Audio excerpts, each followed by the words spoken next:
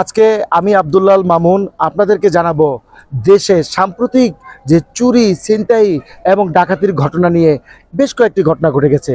এ নিয়ে কিন্তু শঙ্কিত নারায়ণগঞ্জবাসী সহ দেশবাসী। তবে সর্বশেষ এই যে নিরাপত্তাহীনতায় ভুগছে সাধারণ মানুষ, সেই নিরাপত্তা কি দিতে পারবে এই অন্তর্বর্তীকালীন সরকার? তবে এই আশা আকাঙ্ক্ষা নিয়েই সাধারণ মানুষ কিন্তু এখনো মুখ চেয়ে আছেন সরকারের প্রতি। আমরা একটু নারায়ণগঞ্জ সহ দেশের বিভিন্ন জায়গায় ঘটে যাওয়া কিছু ঘটনার বিবরণ আপনাদেরকে দেওয়ার চেষ্টা করব। গত 22শে জানুয়ারি নারায়ণগঞ্জ শহরের গলাচিপা প্রবাসীর বাড়ির তালা ভেঙে নগদ 12 লাখ টাকা ও স্বর্ণালংকার ছিনতাই করে নিয়ে যায় ডাকাত চক্ররা। এর আগে সদর উপজেলার কুতুবপুরে চালের দোকানে ডাকাতির ঘটনা ঘটেছে। এছাড়াও জেলার বিভিন্ন এলাকায় হরহামেশাই ঘটছে চুরি ছিনতাইয়ের ঘটনা। এ সকল ঘটনায় ভুক্তভোগীরা চরম নিরাপত্তাহীনতায় ভুগছেন বলে জানান তারা। আমার স্বামী এত বছর বিদেশ কইরা যে সঞ্চয় করছে, আমার স্বর্ণ টাকা পয়সা, কালকে 4:30টার দিকে বিকালে আমার সব নিয়ে গেছে। এগুলো বাসায় রাখছি ভাই, উঠাই নেন 40,000 30,000 টাকা 2007 চলে গেছি বিদেশ। সবাইকে আমার দশটার মুখে ধরে রাখছে, ফুল সবার হাত পা দুটি বাঁধা করে রাখছে। গত 23 তারিখ রাত্রে রাজধানীর বনশ্রীতে প্রকাশ্যে ছিনতাইয়ের ঘটনায় হতবাক পুরো দেশবাসী।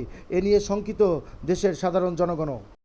চুরি ছিনতাই ডাকাতির ঘটনায় সবাইকে সতর্ক থাকার কথা জানালেন নারায়ণগঞ্জ জেলার পুলিশ সুপার। থাকবে যে সবাই যেন আইনের প্রতি শ্রদ্ধাশীল হয় এবং কেউ যাতে আইন নিজের হাতে না তুলে নেয়।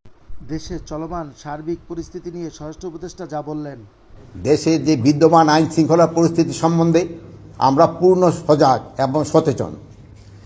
আপনারা জানেন যে আওয়ামী দোসররা তারা দেশকে অস্থিতিশীল করার জন্য সব ধরনের চেষ্টা করতেছে। যেহেতু তারা প্রচুর টাকা দেশ থেকে স্থানান্তর করেছে, ওই টাকা তারা এখন ব্যবহার করতেছে। এই টাকা ব্যবহার করে দেশকে একটা অস্থিতিশীল পরিস্থিতি করার চেষ্টা করতেছে। আমরা এইটা কোনো অবস্থায় করতে দিব না। আমরা যেভাবে হোক এটা প্রতিহত করব। দিনে রাত্রে যেখানে আমাদের বাহিনীর প্রয়োজন হবে তারা সেখানে যাবে এবং এটাকে প্রতিহত করবে। আপনারা জানেন, আমি আপনাদের সামনে দায়িত্বহীনভাবে বলতে চাচ্ছি, আমি এই আওয়ামী যারা এই কাজগুলি করতেছে তাদের আমি ঘুম হারাম করে দিব এবং তারা কোথাও কোনো স্থান পাবে না। দিনে রাতে যে জায়গায় হোক না কেন তাদের কোথাও কোনো স্থান হবে না। আর একটা আমি আপনাদের কাছে দায়িত্বহীনভাবে বলতেছি যে আমার বাহিনীকে আমি ইনস্ট্রাকশন দিয়েছি, তারা তাদের টহল কার্যক্রম আরও বৃদ্ধি করবে। আগামীকাল থেকে যেন কোথাও কোনো কিছু না ঘটে এই জন্য তারা ব্যবস্থা নেবে। এবং এই আমি বাহিনীর সবাইকে আমি এই ইনস্ট্রাকশন দিয়েছি এবং তারা এইটা ভালোভাবে কার্যকর করবে এবং তারা যদি ভালোভাবে কার্যকর করতে না পারে তবে তাদের বিরুদ্ধে আমি একটা অ্যাকশন নিব। তা আপনারা দেশবাসীকে আশ্বস্ত করবেন, আইন শৃঙ্খলা পরিস্থিতি দিনে দিনে আরও উন্নতি হবে এবং এটা অবনতি হওয়ার কোনো সম্ভাবনা নাই।